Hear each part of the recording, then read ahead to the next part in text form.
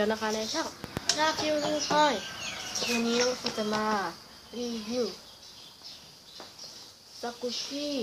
This or the Squishy แท็กจ้า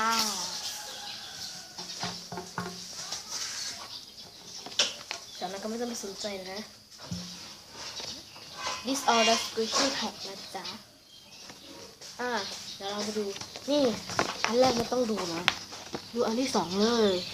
This or the Squishy แท็กนะตรงนี้เลย ข้อหนึ่งค่ะนุ่มกับแข็งค่ะเดี๋ยวเราไปดูนุ่มกับแข็งนะครับเนื้อนี่นะคะนุ่มกับแข็งนุ่มแข็งนะ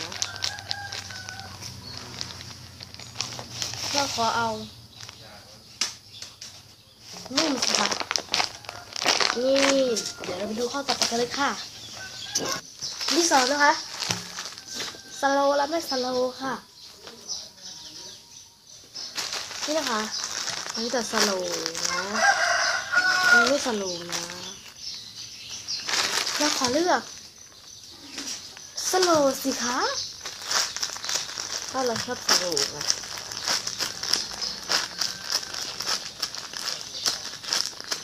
เดี๋ยวไปดูข้อ3กันเลยค่ะข้อ3ค่ะเล็กกับใหญ่ค่ะนี่เราขอเลือกเป็นใหญ่เขาเลือกเป็นเล็กนะ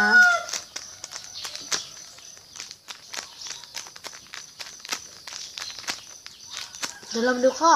4กันเลยข้อสุดท้ายแล้วนะข้อสุดท้ายค่ะข้อ4แพ็กเกจกับแท็กค่ะแพ็กเกจนะ แพ็กเกจตรงนี้นะแล้วก็แท็กนะ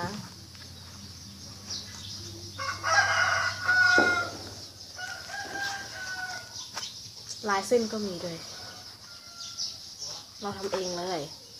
เอาทำเองเป็นของแท้เลยเราขอเลือกแท็กสิคะเราขอเลือกแพ็กเกจสิคะพูดผิดก็ขอโทษด้วยเขาถ่ายคลิปอยู่นะ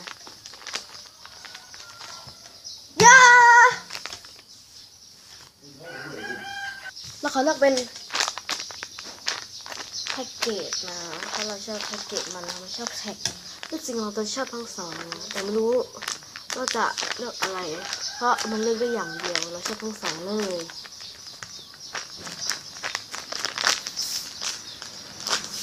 สนุกมากนะ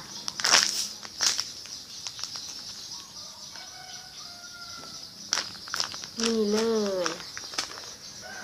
เอาละค่ะจบไปแล้วกับ This All That Squishy Shop นะคะ